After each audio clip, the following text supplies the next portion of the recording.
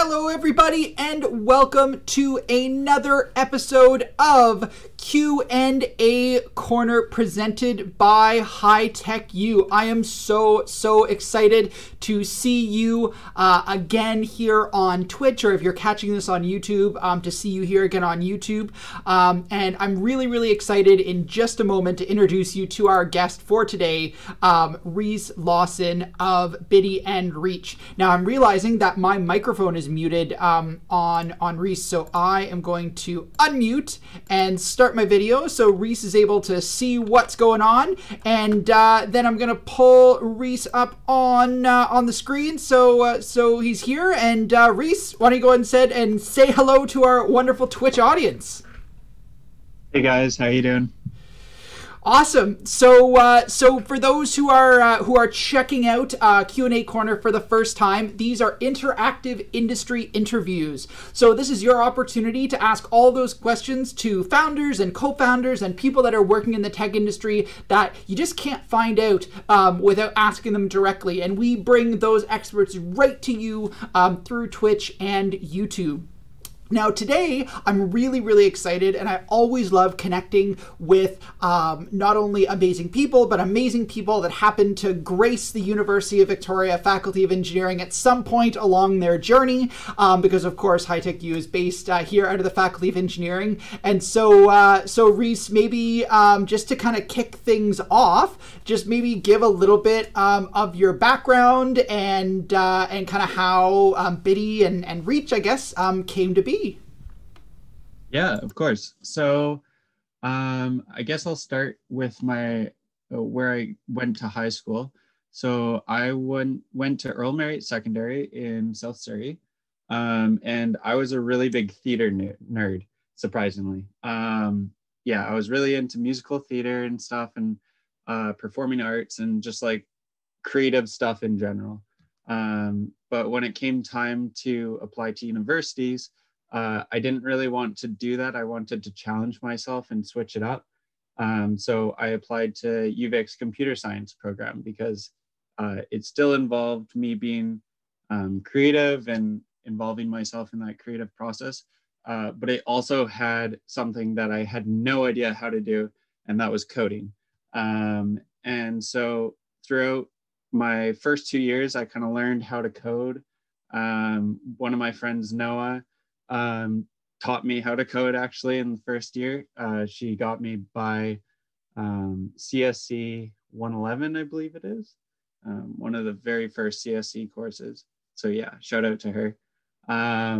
And yeah, so throughout my university career, I kind of got involved with app development, primarily Android at first, but then later on down the road, I got into web development. And from there, I kind of saw myself heading towards the entrepreneurial side of the tech industry, which led me to create a few businesses, the first of which was VicFix, a phone repair shop tailored towards students.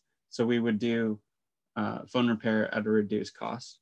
And I did all the technical stuff for that, built the website, and then tried to automate a few processes with onboarding clients. And then the next one was Lawson Collective. That was more of me trying to find a creative outlet. So I wanted something physical to put my graphic designs on. So that had less technical stuff, but I built a website for that as well. Learned a bunch of things more on the marketing and branding side from that. And then from there, I saw that there was a need for easily digestible social analytics for social media managers. And that's kind of how we developed Reach, which is a company that produces contextual social analytics for companies. We onboarded a decently big brands within BC.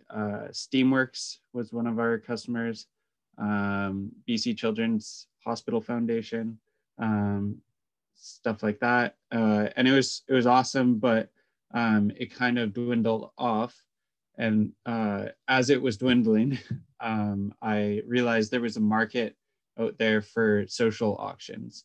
And I started researching the market for the social auctions, finding where they lived on Instagram, on Facebook, on Twitter, stuff like that. And then started building the minimum viable product for Biddy, which allowed people to run comment-driven auctions on social media. So customers will come and bid within the comments on certain items, and then our system will automatically detect that, manage the winners, manage the auctions, manage the products, stuff like that. So yeah, and then we're kind of here today, and I have a few things in the pipeline that I'm really stoked about, and hopefully we can get into that during this talk. Awesome. So just for those of you in the stream and you're like, oh, what is Biddy? How can I find out a little bit more about Biddy? So I've got the Biddy Instagram page just up on the stream now. So if you kind of want to see the way things work, you can literally just go and look at the comments, right, Rhys? Yeah. Yes. So, that's right. So if I go in and click on the shoes, of course, it's not going to let me view it because I'm not logged in, but I would be able, because that would have been a smart thing to do before I went live on the stream was, to log into this. So I'm going to do that in a minute. But then you also need to have an account on, do you need to have an account on the Biddy page, or is that just to set up things? So how does it work? Do you just do things on Instagram? Do you do things on Instagram while also signing up for Biddy? What does that process look like? Yeah, of course. So right now, as of now, anyone can go and bid on a Biddy app auction. So you don't need a Biddy account. And then this allows a very low barrier of entry for customers, which is one of our appeals. But if you want to run auctions, you do need a Biddy account. Pretty much you just link up your Instagram business account and then add an auction, add products to that auction, and then let it run. Nice. It's pretty simple. So I gotta say, and maybe this speaks back to kind of the creative marketing side of you. One of the things that I've noticed, Rhys, about all of your projects is just how beautiful they are and how much attention to detail there is in that kind of aesthetic aspect of them. There are so many really cool projects out there that just fail because they're so ugly. They work, but they're super ugly. So do you think that that creative background that you came from, where being that theater kid, has kind of helped you to identify things that people will associate with from that aesthetic aspect? Yeah, kind of. I don't know. I've always struggled figuring out why I think creative things, some creative things are or some design things are wrong and some design things are right. I still haven't really thought about that. But in terms of making creative products and good looking products, I would have to actually credit the side of me that is able to get people passionate in projects, because I wouldn't be able to do that stuff on my own whatsoever. So shout out to Dawson Walker, actually. He was the one who came up with the design for Biddy's current web page, and we all worked together and we are oh yeah, that looks good, that doesn't look good, stuff like that. But he was the one who came up with the base design for it. We kind of just critique each other about certain design stuff. But yeah. Does that kind of answer the question? Totally. It's just one of these pieces that we tend to on these Q&A corners, people are coming from these really unique backgrounds. I feel very few people that I certainly talk to, maybe it's just kind of the association that I'm sort of connected with, come to tech through a necessarily sort of like I wanted to be a computer scientist from like day one. Often it is like I had this other thing and then I just kind of found my way into the tech world. But it's interesting because the aspects of sort of that early career or early life stuff that really kind of was their passion before tends to start to find its way into the stuff that they're doing. And whether that's some of the folks that started off in education who are now working in like people operations and they're building out like their HR policies around more educational psychology things, or kind of the creative side of applications and sort of that visual appeal is super cool. Yeah, so it definitely answered the question. So if you're just jumping on the stream, because we got a few more people that have jumped on, we are here today with, let me go to my title, we're here today with Rhys Lawson. Rhys is a co-founder of Biddy and Reach. You are currently here in Q&A Corner, interactive industry interviews presented by High Tech U, your opportunity to interact with industry experts, to ask them all the questions that you didn't think that you could ask them.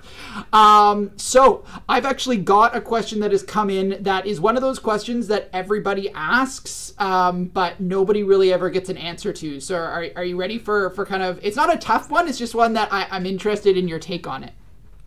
Okay. So this one once came in. So is it actually better to like start your own tech company or to work for a tech company in terms of like financial side of things, but also I guess work-life balance and all the rest of that stuff? So because I mean, I think you've got experience in both, right? Like you've started tech companies and founded them, but also worked for others. So I'm curious your take on that.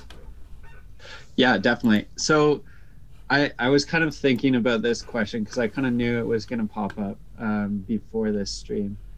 And I don't know, because like everyone has their own path, right? I took the path where I did certain internships and co-ops and stuff and kind of dove into that side of things.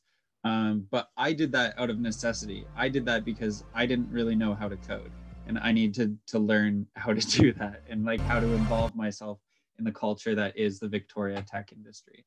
But if you want to start your own business, I think that's kind of the question, right? That's where it's leading to.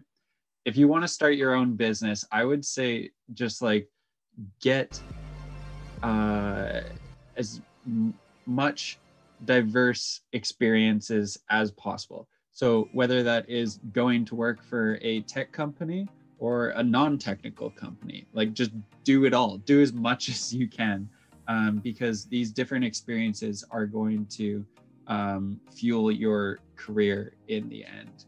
And it'll also probably give you more perspective on different problems that you'll need to solve later on down the road, and more perspective on different industries that might be lacking in the technical side of things. So yeah, I hope that answers the question. I hate when people give like such a hand wavy answer, but it really does depend on what path you want to take. No, yeah. That's awesome, and I think that's kind of a more honest response than like do this or do this, right? Like it's all about perspective, so that's super important. So kind of going along that same line of like founding tech companies versus working in them, what have you kind of found as the most significant challenge that you faced in creating these different business ideas? Was it coming up with the ideas, implementing them, figuring out how to make them profitable or economically viable? Like what's been kind of your biggest challenge? Yeah, definitely. I think the biggest challenge that I went through, it wasn't necessarily a learning point when I was founding these companies, but it was having humility and really figuring out like how I operate.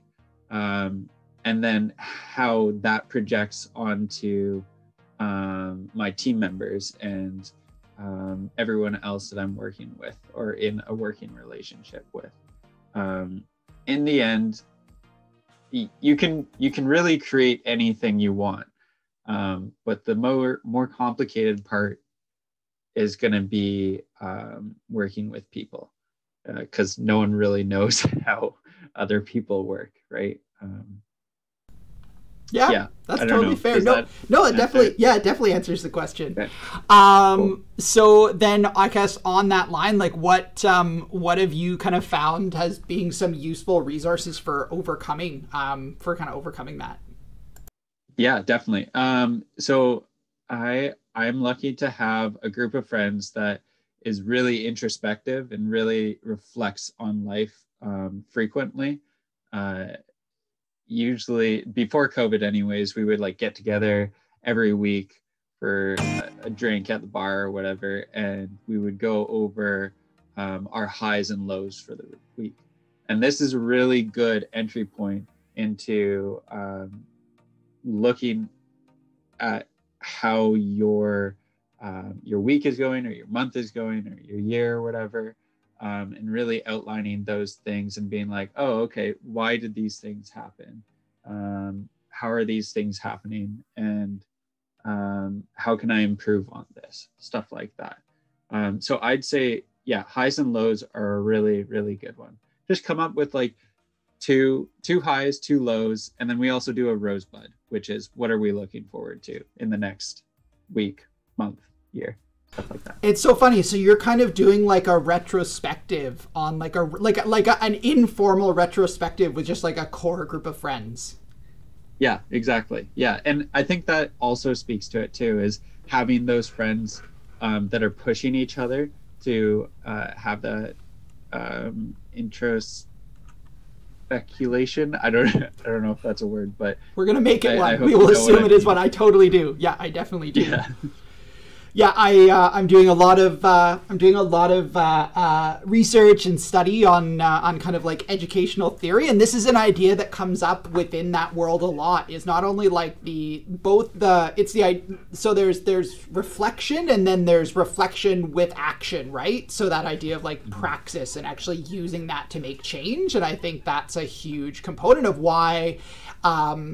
In the tech industry, I think we're seeing so much more creative and innovative thought that we're not necessarily seeing in other places, because it's this very specific focus on like what went wrong, what went well, what went wrong, and what's like a goal of a thing that you're going to change fundamentally to make this better, right? And doing that in a collaborative environment is such a unique thing that I don't think is done in enough places. So it's super cool to hear you're doing it in like a social environment. Yeah. I was going to say something else. It's all about the community around you. I think that's kind of what I'm trying to get at. Is my uncle always used to say, and I think this is a common saying, where it's like, show me your friends and I'll show you your future. And that really stuck with me for a long time. So I really surround myself with people that I want to be, and people that are gonna push each other to be the best people that they can be, whether that's in their career or in their relationship lives, in their personal lives, stuff like that, right? I really think that if I have smarter people around me, I'll be able to grow and become a better person out of that. Awesome. So welcome to the stream for folks that are there. So I am just trying to figure out what's going on with the lagginess.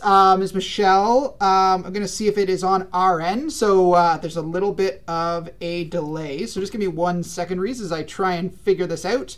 No worries. So yeah, let's see what...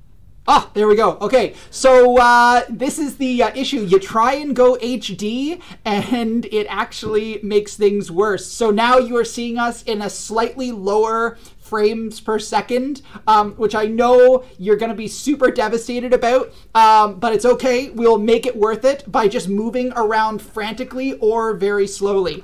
Yeah, thank you so much for the feedback on that, Miss Michelle. I really appreciate it. And yeah, so if you're just tuning onto the stream now because you've gotten a new notification that we're streaming again, my name's Andrew. We're here with Rhys Lawson for Q&A Corner. Rhys is the co-founder of, oh, that's the wrong one. Hold on. Is the co-founder of Biddy and Reach, which is an awesome tech company based here in Victoria, British Columbia. So we're just having a conversation on all things tech and career in tech and journeys in tech and recommendations in tech. So if you have got a thought or a recommendation or a question that you want to throw to Rhys, feel free to throw it in the chat. And we are here to answer all of the questions that are sitting with you right now. So, Rhys, I'm gonna kind of jump into something since we got a nice number of people on the stream now. That's maybe going to be more interesting. So, you've built your business around your businesses, I should say, around social media, and there's definitely been a lot of kind of things that have been coming up over the past little while about kind of where social media is at and where it's going in society. So why kind of choose to kind of build businesses around potentially something that is a little bit more controversial right now? Yeah, totally. Oh, wow. That's a really good question. So to start off, I really like the way things are starting to go right now. Like, we've kind of gone through the majority of the Facebook being very controversial in terms of their data privacy, but that's kind of sparked a little bit of the privacy sort of side of social media. So now we've got a bunch of platforms that are privacy driven that are coming out and I would say disrupting the industry. So we're kind of we're riding on the train, hoping that the privacy gets better in this industry, and I believe it will. And that's kind of why we're staying on the social media track. In terms of our industry with Biddy, or like micro industry with Biddy, shopping just got started essentially. Instagram Shops was released a year and a half ago or something, and the total social e-commerce market size is something like, oh, I'm gonna mess this up, don't quote me on this, but it's like 3 billion or something. And then by 2028, according to Grand View Research, it's supposed to hit like 3,000 billion or something like that. It was a large number. Anyways, the market is supposed to grow a ton. So I think getting Biddy into that market right away is really going to help that get to that point. And then in terms of the privacy stuff, we really want to focus on that and make sure that everyone's data is securely stored, and we're not taking on any data that we don't need whatsoever. So yeah, I don't know. Does that kind of answer the question? Totally. No, that's good. Sorry, yeah. I knew I threw a hardball at you there. So yeah. It was a good one though. Yeah. Well, and I'm curious too. So, and this is something that I think has come up a lot, and something that maybe I'm aware of that other people aren't. So it kind of seems that there's two schools of thought in building a tech company. You've kind of got the idea of you build a product that you're going to scale up, and it's just going to be amazing, and you're going to build it as this like epic company that will just be a unicorn. And then you've got the other side where you're like building something really cool in the hopes that somebody will acquire you. Now, It's interesting with Biddy, actually, because I can see it as like a direct competitor to things like eBay, to things like Shopify, to Instagram shops. But I also see it as something that can potentially like go outside of that, right? Right now, it's obviously directly connected to Instagram. I expect because Instagram has an accessible API. But if people move to a different, not super accessible, but I don't know. They could definitely improve on some things. But if people like pull to like go to a different social network that also has an API, like this same kind of a concept could potentially transition. So I'm curious on your end, like, is this and maybe it's very early days. I know this just launched, but is the value here in that it's something that somebody will acquire, or is it in that it's something you want to scale? And then on the other side, how do you stop people from copying what you've done? Because I gotta say, like when I first saw Biddy, I was like, this is crazy that nobody has done this before. Like, this is super, super smart, and it makes so much sense. And so I'm like, but why is nobody else doing this? Or how is anybody going to do this? So there's a bunch of questions in there. So feel free to take whichever one you want to answer. Yeah, definitely. Okay, first I'd like to react to that last part where no one has done it before. We were saying the same thing. When I discovered this market, I was like, how has no one done this before? And I did find one person or one other tool that was doing the exact same thing, but currently their domain isn't active. So I think we're good on that front in terms of direct competition. But yeah, so in terms of avoiding copycats, I really think that, like, if you want to do auctions, you could probably spin up an app pretty quickly. Like, I built the MVP for Biddy in like a month. But granted, that was just for Instagram and just for auctions. But if you actually want to make this like a unicorn and actually scale it to the moon, let's say, you're gonna need like a genius database architecture. Architect, I should say, that is able to easily support multiple platforms, not even platforms that exist, but platforms that don't exist yet, and then other different types of platforms.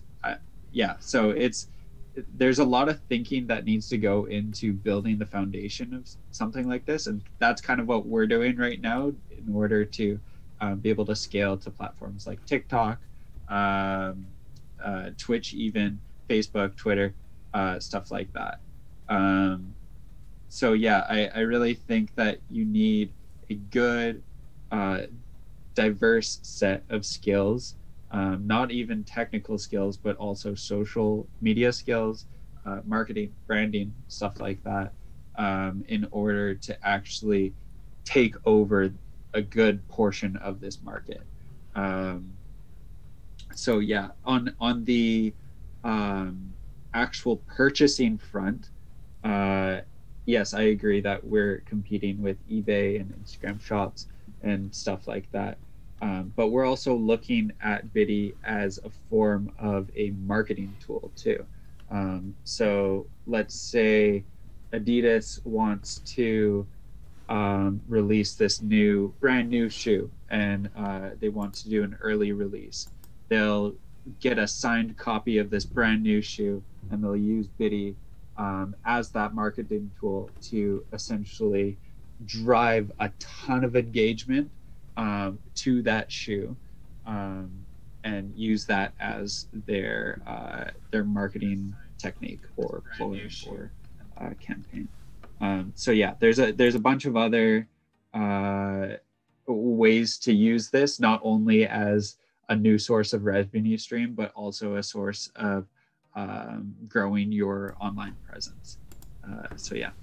So do you think, so this is kind of, I mean, I don't know if I would necessarily, I'm cautious to use the word disruption because I think it's super overused, but I mean, I think it's super safe to say that, that this is both what you were doing, what you have done with Reach in terms of like reimagining analytics, and with Biddy, which is kind of reimagining the use of comments. Like, are you kind of now committed into the social space just because you have all that experience? Because I know you said you were talking about some other projects, and so maybe this is a good segue into there. But I'm curious whether the Biddy piece came out of your work, just you're on social media so much with Reach, and so you were like, this is a thing that could happen, or whether it was just kind of an idea that came and it happened that social media was going to make it happen. Yeah, that's a good question, actually. So I don't really like to close any doors. I'm not necessarily going to stay exclusively on social media in terms of whether it's like Biddy or just like my personal career whatsoever. But I think my experience with Reach definitely helped with recognizing the market that Biddy is going after. Yeah, that's a great question. No. Do you have any follow-up? Well, I'm just curious, like, so does this kind of fall, so you said kind of Reach is winding down a little bit, right? It was kind of what you said when you were starting this, and this is kind of next step, and I'm curious, and if I say the wrong thing, just stop me, but there's kind of this mindset that kind of in the world that if you go out and you build something and it's not like successful and like getting millions or billions of users and it has to kind of shut down or take a step back, that's somehow a failure or doesn't quite, you haven't quite been successful. But it sounds like what you've done here is taken something that was successful, but kind of the audience was dwindling, and now you've been able to use that experience to create something new and innovative and exciting that's getting a lot of interest and engagement. So do you kind of see that idea of all of these things, regardless of whether they're taking off right now, as being part of that entrepreneurial journey? Or do you kind of see it as like, man, it sucks that Reach isn't like blowing up right now, and this is my only way to continue. I need to build something new. Oh, okay. So you're asking if failure is a part of the entrepreneurial journey? Yeah, kind of. Like, do you Totally. like have you experienced that as part of the entrepreneurial journey, and like what has kind of come out of it? Yeah, 90% of being an entrepreneur is failing. You gotta get used to it, right? And it's not really necessarily a negative either. It's all a part of the fun. If you were constantly succeeding and constantly building unicorn companies, it would get old pretty fast. But yeah, it's all a part of the challenge. And like I said, Reach isn't doing well, but I think it has its reasons for why it wasn't doing well. And I'm hoping to pivot that into Biddy, right? And maybe later on down the road, we'll use Reach's analytics within Biddy, so it actually has something to pair nicely with, right? It's all about adapting to the environment that you're presented with. I think that's so key, like pivoting and still being able to use it. Like I definitely hear where you're coming in. Thank you. That's such a big piece. I think failure is like got such a negative connotation, right? Like we look at the word failure and it's like, oh, that must mean that it was useless as well, but it's definitely the exact opposite. Oh, sorry, go ahead. Oh, sorry. I was just gonna mention, like, school is a big part of that too. I know I did not get good grades whatsoever at UVic. I was honestly teetering on academic probation. And it's different, right? You like learn from those failures, and later on down the line, you might be able to use that to your advantage. And that's kind of what we did with Biddy and Reach too. I love it. So, so folks, if you're just tuning into the stream, because I know we got a few more new faces on here. My name's Andrew. This is Rhys. Rhys is the co-founder of an amazing, innovative new social media company called Biddy, as well as an amazing social media company called Reach. Today, we're here all about questions about work in the tech industry, entrepreneurship, work in the social media space, anything that you want to know that you can't find out on your own, that you need a live, real person to be able to answer. That is what we are here for today. Rhys is telling us all about his journey. You've missed some great nuggets, but don't worry, we're recording this whole thing, and it's going to be uploaded to our YouTube channel. So I've just thrown in our chat. If you want to subscribe to our YouTube, you can check it out at that link. But otherwise, I'm curious, Rhys, to know, you mentioned at the very start of the interview about some kind of other projects, some things that you have in the pipeline, some kind of other fun stuff, and I'm curious if maybe you want to explore those. Yeah, sure.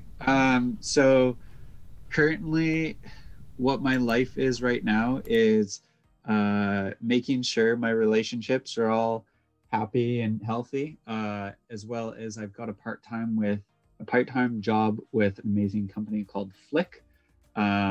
They help females find apprenticeships and also bring on founders to help out students and people wanting to gain experience within their industry. What else? I'm volunteering for an accelerator program called the League of Innovators. I'm on the Alumni Advisory Council. And that pretty much just means that I help critique all of their decisions that were being made in the back end of things. And we help pretty much accelerate the accelerator forward and help out youth entrepreneurs all across Canada.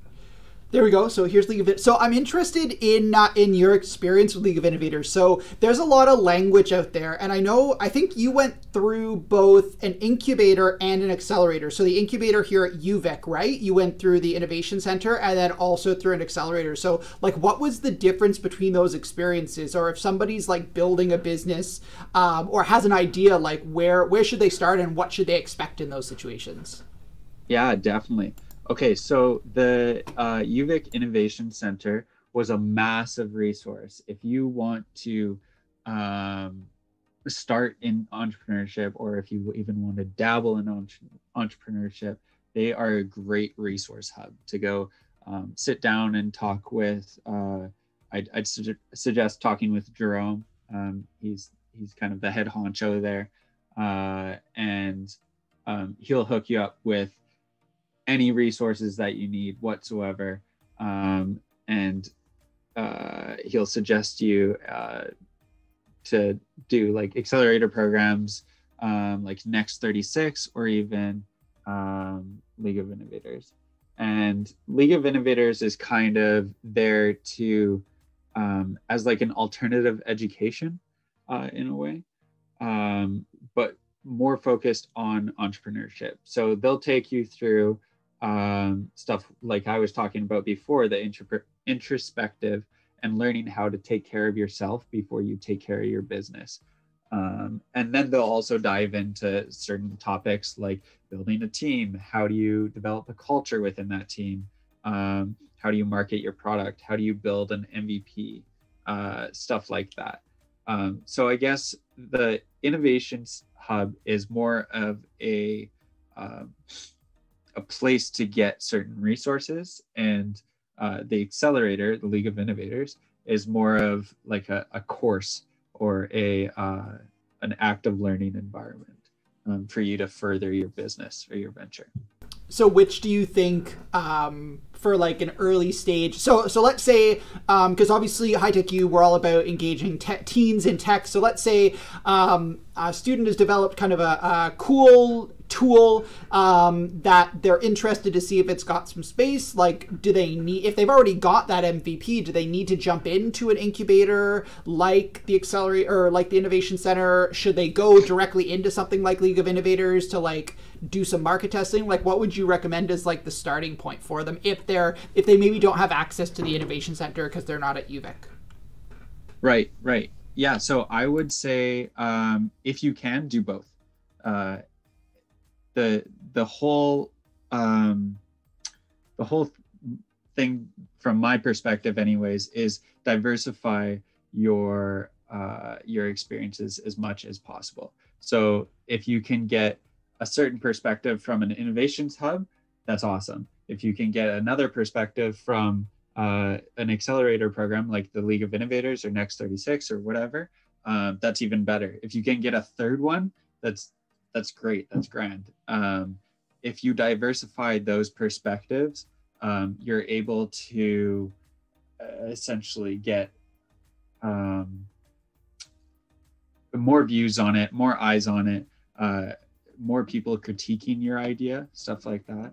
And then you gain access to a larger network that is in the end able to help you further your venture.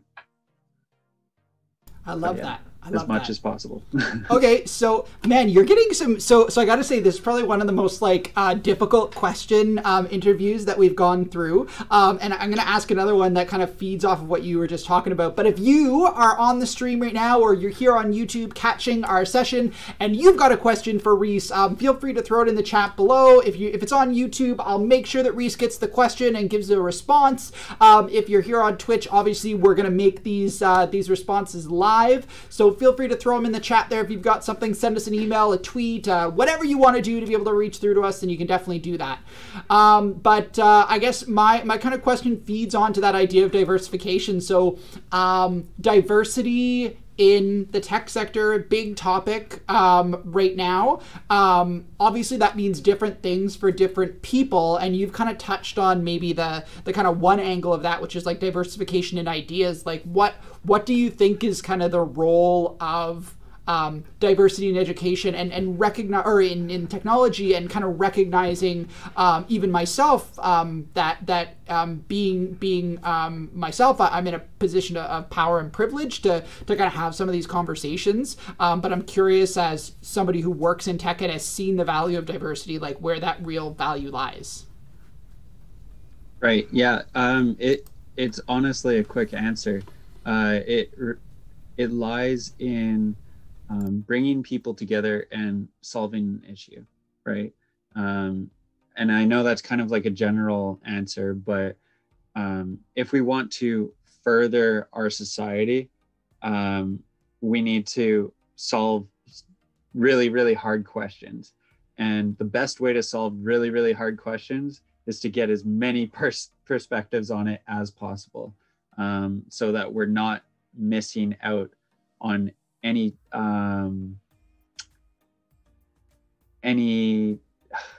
I'm missing the word for it.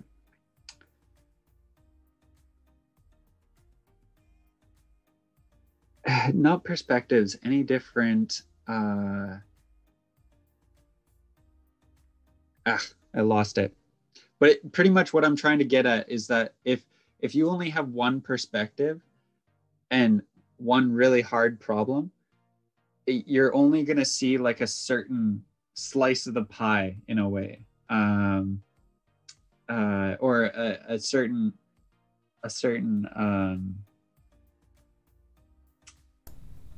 spotlight on it. But if you have multiple spotlights on one problem, you'll see the thing more clearly. I don't know. Does that make sense? That totally makes sense. Sorry, I'm throwing some really hard balls at you today. It's okay. My words are just like all over the place. No, it's great. You know what? I love it, and I think this like these are super important conversations, and such a I think that's such a great perspective, right? If you want to solve challenging problems, you need to involve a large cross section of people, because that problem has a huge number of factors that are influencing it, right? So, yeah, I totally agree with you there.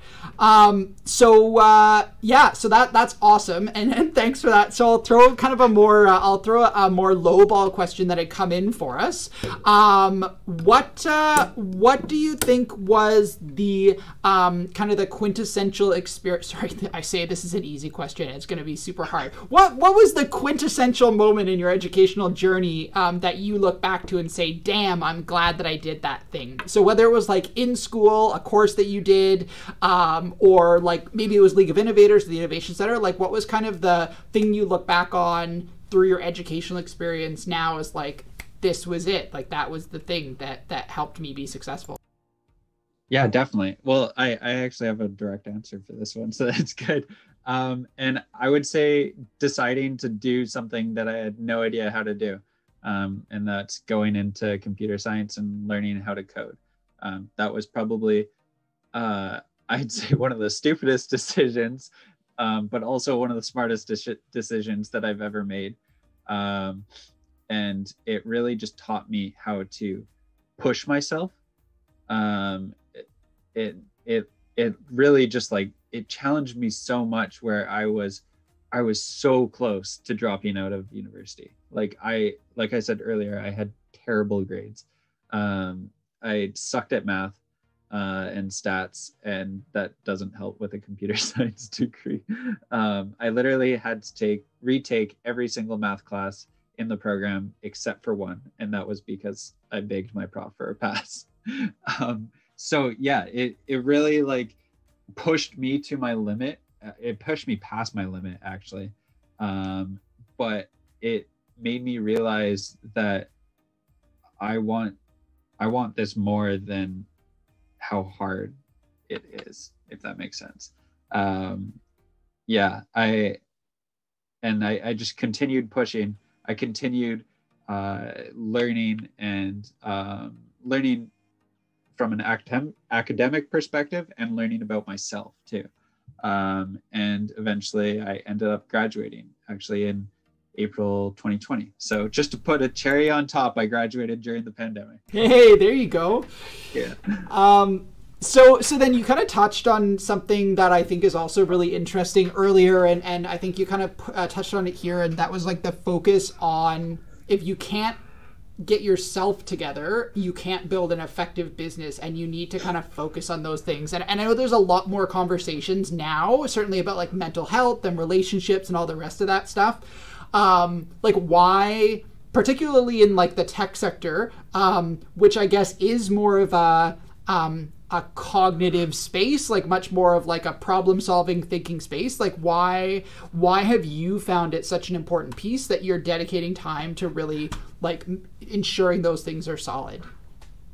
Yeah, so I really like, there was a point made, one of my favorite YouTubers just said it the other day too, where it's like, if you're the only one experiencing the successes of your venture and the failures of your venture, it's no fun. You got to take it all on, right?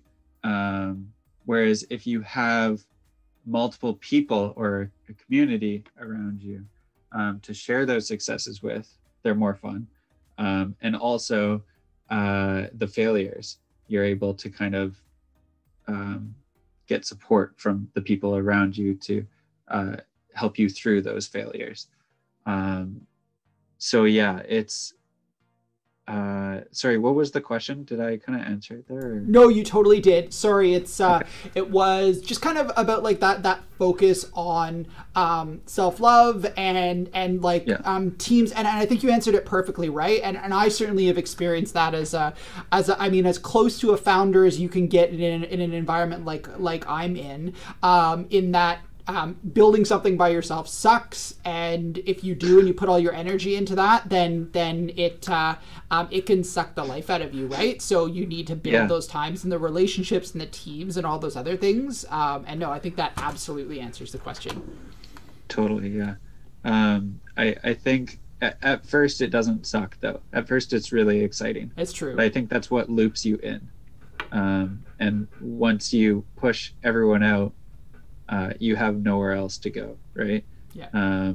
So And then once those failures and big successes start coming in, you don't really have anyone around you. And I'm not speaking from personal experience whatsoever, because right from the get-go, I knew I needed a support system. Otherwise, I wouldn't have been able to survive through it. But yeah, I'd say to the people that are pushing people out of your life because you're busy or whatever, be very careful with that, because being lonely sucks, and you really do need that support team around you to celebrate those successes and help you through those failures, just to push through life in general, honestly. So yeah. So we got a question in the chat. So we had a couple questions that had come through before. Now we got a question live in the chat. So, and it's one that I was going to ask as well. So thank you, Miss Michelle, for this question. So where do you get your initial capital to invest in the company? So you built Reach, you're building Biddy. Where is the money coming from to support you, like building these teams and like building these apps and supporting all of it? Yeah, definitely. Pretty much nowhere. Pretty much both of these things are built off of me scouring the web for free resources. But one resource that really helped us out actually with Reach, when we were incorporating the UVic Innovations Hub, gave us a little bit of money to cover our legal costs, which was amazing. But all the other costs were pretty much just me working side jobs or contract work and paying for it that way. And like on the side, I worked for a few companies in Victoria as like a web developer just to pay the bills, right? And I would put costs aside for living and stuff, and then a small little pool for my ventures. So yeah, it's pretty much just hard work. And if you can find capital right away, that's awesome. That's perfect. Like you really want to focus on that, right? But for me and my path and my experience, I really just worked to try and pay for the server bills or whatever.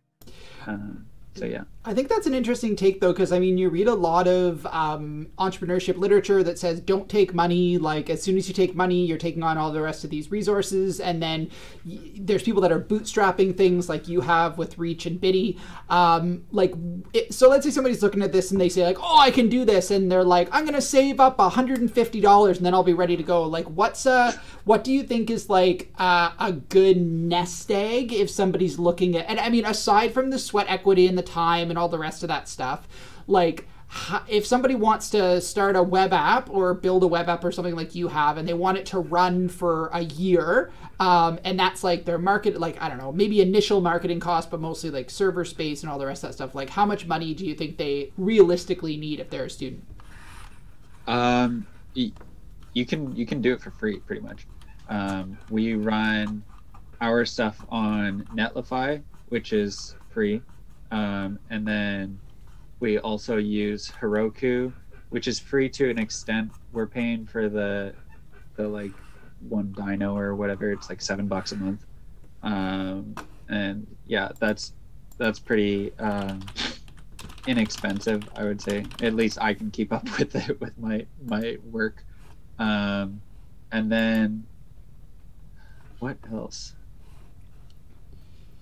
Yeah, if you want to run a web app, it's just Netlify and Heroku, and then Firebase, Google's Firebase is also free to a point too. So for anybody that's out there that's maybe like hearing about some of these things, and you're like, I've never heard of these. If you're a student, which obviously a lot of people watching this are, GitHub Education is amazing. They have something called the GitHub Student Developer Pack, which actually gives you access to all these things. So you can get a domain name for free. I think Netlify is in here somewhere. Oh, maybe it's not. Netlify is not, but I know Heroku. Oh, Heroku's not in here either anymore. That's kind of sad. But there's so many great resources you can get through here, and then through a lot of these other sources. So yeah, like Rhys is saying, like there's lots of free resources that are out there. So yeah, take advantage. And then another thing to make note of is that if you do your stuff through Netlify, you get a free SSL certificate. So instead of running everything off of HTTP, which really impacts your SEO, you get an HTTPS, which kind of boosts you. Awesome. Pretty nice. Yeah, so for anybody that's wondering what Netlify is all about, this is the site netlify.com. I know a lot of people, this is really kind of like taken off in the last couple of years. Like I am hearing more and more of people that are using Netlify as kind of their deployment platform. Because it integrates with GitHub, right? So you can just do everything from GitHub, and your CI and CD and all the rest of that is managed. Yeah, definitely. Awesome. You can also integrate it with Slack too. So if you have a contact page, you can essentially reroute your contact notifications into Slack. So for our waitlist thing on the front of our Biddy website, every time someone signs up for the waitlist, the team will get a Slack message saying that. That's awesome. So I mean, I think this is kind of cool. So for anybody who's out there who's watching the stream right now and is saying to themselves, I really want to build the web app of the future, but I don't have any money. That's not an excuse. Rhys has been able to build 2 companies with very little of that capital for the actual server process, but it's really just about that sweat equity, right, Rhys? Like really just being willing to invest the time and effort that it takes to build these. Definitely, yeah. And I would say a good portion of that is finding people that are passionate about the problem that you're solving as well. I'm lucky to be able to convey that passion to people and have built an amazing team from it. But yeah, really learning how to express that passion for the problem that you're solving, and trying to not necessarily convince, but easily convey the information that they need to know before coming onto your team. That really helps as well. And that's free too. Hey, there you go. See all these free resources. And it's good. This Netlify discussion is like woken up the chat a little bit. So thanks, DWalks123. Yeah, totally true. It's like really a static web tool. And obviously some of the other things that Rhys is talking about with Heroku and Firebase. There's some other nice backend pieces there as well that you can integrate in with the Netlify stuff. So we've got about 9 minutes or so left for those who are on the stream. So if you've been holding on, waiting for that question, that time for a question for you to ask, now is that time. We've got Rhys for another 8 minutes by this point. So feel free to throw your questions in the chat. I got one more question, and then we'll finish off with kind of our standard end that I clip out and send out to the world after these streams. But I guess kind of my kind of last more formal question while we're waiting for somebody else's stuff to come in is if there's anything that you could change about the journey that has gotten you to where you are now, what would you change if there's anything? I don't think I would change anything. I'm pretty happy with life right now. I'm just happy that I chose to continue pushing and continue to growing personally and growing my career. Yeah, all of the failures, like I was saying before, all the failures, all the hardship and the things that I went through have made me into the person, the professional that I am today. So I wouldn't change anything whatsoever. And I know that's a really cliche answer, but it's completely true. Yeah, I guess maybe one of the things that I would like to focus on more is really paying attention to those relationships and really making sure that I'm preserving those relationships even when I'm going through these hard professional times and these challenges that I need to push through to further my career. To me, that's really important, to keep those relationships alive throughout my life. So yeah. Yeah, well, and I mean, I think that speaks to it. Like, I feel one of the things that we often forget when you're looking at these different environments of people working in, whether it's education or business, like all of it is about relationships, whether it's I mean, there's cool tech that's underlying it, but at the end of the day, it's about that trust relationship. It's about building something that people actually want, that helps them, that's not taking away things. So if we focus so much on those relationships and forget about those other fundamental relationships for yourself as a founder and a builder and somebody working in the industry, then you're kind of working against what you're actually trying to build, right? Yeah, definitely. Yeah. So you really just need to be self-aware and continue growing that self-awareness as well. That's the most important thing. If you can't operate, then the business can't operate, right? That's so at true. Least at the start. Yeah, it's true, right? Yeah, I definitely agree with you.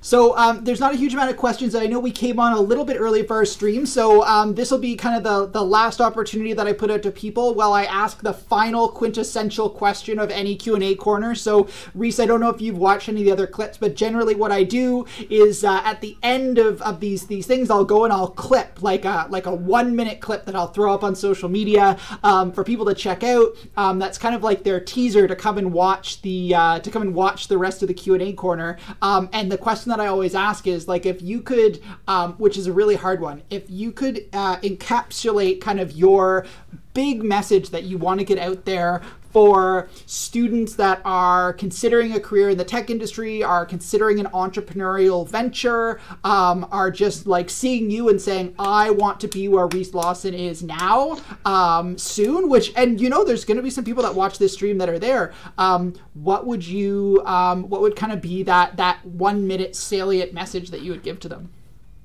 Yeah, definitely. Oh, and hold on 1 second. I'm just going to switch you. So it's just you on the screen. Worries. Sorry. There we go. Oh, there we go. All right, go. Okay. So I would say if you're in the tech industry and you want to pursue just like a tech career in general, or you want to be an entrepreneur, I would say pursue your passions as well as the tech industry or tech entrepreneurialism, because you don't know where those two are going to link up, and I think that's the really important thing. This goes back to the diversity talk. Really diversify what passions you're focusing on, where your interests lie, and really push yourself to learn about those different sectors. Because in the end, I believe diversity wins, whether that's in relationships, whether that's in problem solving, whether that's in personal growth. Yeah, I think that's my answer. I love that, and I can already see the tagline for that: "Diversity wins." I love that. That's super amazing. So thank you. I love these tidbits. Or if you catch nothing, if you've just tuned into the stream and you've caught nothing else, that was an awesome part of the stream to check out. So yeah, and if you are showing up, I'm so sorry because you've shown up at the end of the stream. I know we only stream for about an hour, but we've got some pretty busy days, and we're super glad to be able to engage with such amazing entrepreneurs that we have here in Victoria that have come through the University of Victoria. So Rhys, I just want to say thank you so much for your time today. I know it's a super busy time with bringing on new team members, so I really appreciate being able to kind of steal you away, and thank you for taking some kind of curveball questions and really knocking them out of the park. Like, I super appreciate your time. Thanks, Andrew. I appreciate you having me. This was a lot of fun. Yeah, and to anyone out there in the chat, if you want to chat about problems you are having in terms of entrepreneurship or the tech industry, you can just message me over LinkedIn, and I'd be happy to have a little chat with you. Awesome. So if you're not sure where to go to find the LinkedIn profile, I'm just going to throw it up on in the chat. So if you go to hightechu.ca and go to our calendar, you'll find a profile of Rhys and a link to his LinkedIn profile. Also, if you search Rhys Lawson, LinkedIn, Biddy, or Reach, you'll easily find him as well. So thank you again, Rhys, so much for being here on the stream today for our first February Q&A corner, but certainly not our last. Thank you to all of our viewers who have tuned in to check out and learn a little bit more about what it's like to build a tech company, what it's like to be Rhys Lawson, growing some really cool social media companies. Make sure to stay tuned to our social media and our website for more awesome Q&A corners and other programs that are coming up. Have a wonderful rest of your day, everybody. Have a wonderful rest of your day, Rhys, and we'll see you next time here on Q&A Corner presented by High Tech U. Bye-bye. Thanks, guys.